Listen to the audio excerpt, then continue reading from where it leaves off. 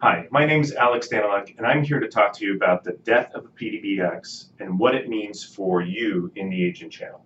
I know something a little bit about PBXs. Back in 1985, I actually designed this chip that was part of a Definity PBX system.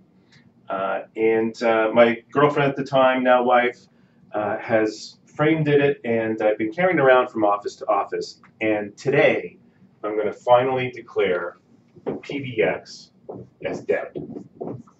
It had a long, good life. It was born sometime in the 70s, the modern PBX, once transistors and automation of things you could do with transistors took place. That's when it started to get wider adoption.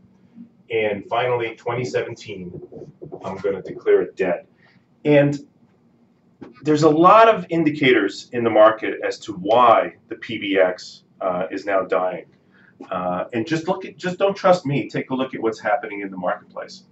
Nortel in the early 2000s went through a tough time, went bankrupt, never really recovered, and it is now dead.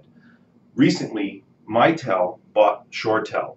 And one of the key reasons they bought ShoreTel was actually for ShoreTel Cloud, their technology to deliver UCaaS solutions.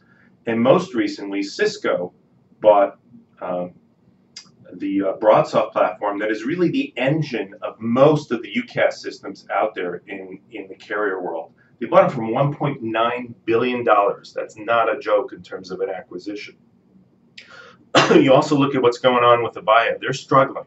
They're traditionally a PBX manufacturer. In fact, the Definity system I was part of building was part of the Avaya platform for a long time.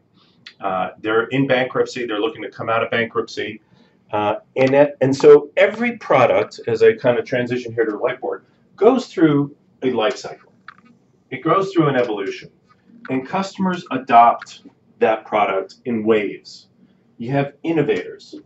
And about 2.5% of a market typically is an innovator. Those are the guys that, like when the new iPhone 10 comes out, they're going to be in line waiting for trying to get that iPhone 10. Those are the innovators, and there are a few, and they're loyal customers, and you want to try to sell to them. Early adopters, those are the people that once the product has tested out that it really is something that's going to work, they start to understand the value of the solution, and they start adopting it. And that's about 13.5% of a market on average. Those are the people that are willing to take some bumps and bruises as they adopt new technology. Early majority is when it really gets interesting. Early majority is when the first wave of major companies start to adopt a new technology. That's about 34% on average of a market. And this is the group of people that know the value of the solution, understand the value, and the technology has matured beyond the bumps and bruises and is now mainstream and ready for mainstream adoption. That's early majority. Late majority are the guys that have been sitting on the sidelines. They understand the value, but they're like, let me see what everybody else does. When I'm forced to, I'll start to adopt it. That's late majority. That's 34%. And then laggards, as they call them, are the people that may never adopt, or it's going to take a long time. That's kind of like, let's say, my mother-in-law, who reluctantly adopted an iPhone just a few years ago. So just like 2 years ago. So those are the laggards. So where is the most interesting place to start to, when is the heyday of adoption of a new technology? It's right as it crosses this chasm, as it goes from early adopter and early majority. And why? Because that's when you have the largest percentage of margin. It's the fastest growth curve. It's when everybody's starting to jump in that understands the technology and is being excited about it. So guess what? Gartner, just last year, said that UCaaS crossed this chasm and went from early adopter to early majority. Everybody is jumping into the UCaaS bandwagon, and everything that's happened in the marketplace in the past 2-3 years with Cisco, with ShoreTel, with Mitel, and even earlier with Nortel and Avaya is saying now is the time for everyone to jump into UCaaS.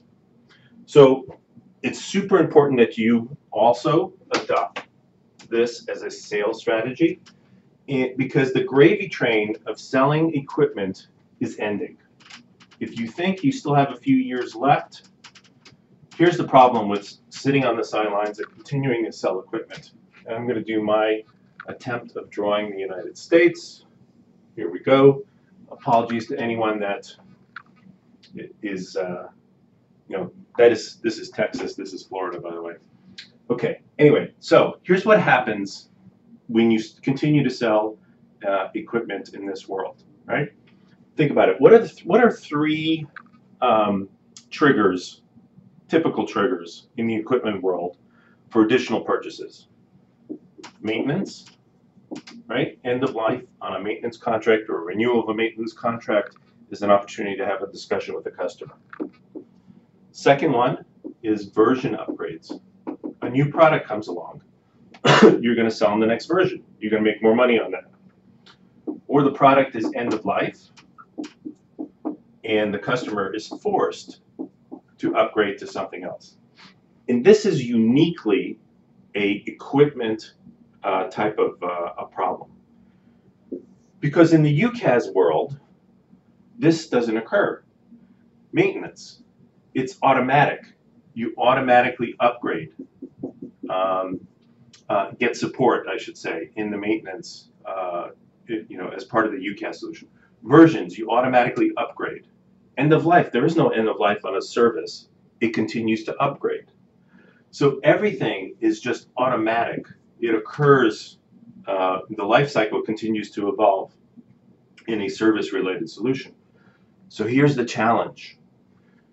When you sell a UCaaS solution, you don't have these additional motivators for a customer to reconsider the product.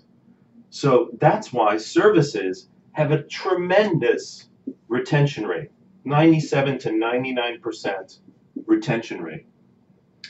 And so once somebody grabs a customer in any of your territories around the United States and converts them from an equipment solution like a PBX to a service solution, you pretty much say bye-bye to that customer.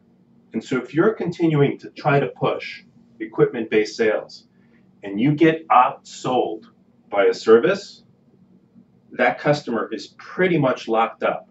And so we say that there is a land grab around the United States, around the world, that if you don't go and grab that customer is going to be gone. So what do you do? What's our recommendation on how do you proceed here? Well, you need to understand what are the silver bullets to talk about the on-prem solutions versus how do you sell and position the cloud solutions. You have to educate, you have to become a trusted advisor so that you can educate your customer on what's happening in the market today and use the facts, use what's happened in the recent marketplace in terms of the Cisco acquisition, the ShoreTel, Mitel acquisition, what's happened with Avaya recently, look back at history at Nortel. There's a whole story you can tell about the equipment side and how that's dying and dead, in my opinion, in 2017, and how now is the time to go jump on the UCaaS bandwagon. And to help you with all of that, we're launching a battle briefing on December 14th. The second Thursday of every month is our battle briefing, noon Central. Go to goavant.net/battlebriefing, and we'll talk about specifically how do you position and sell UCaaS solutions. How do you jump on this biggest land grab in history in the world of IT services? See you there.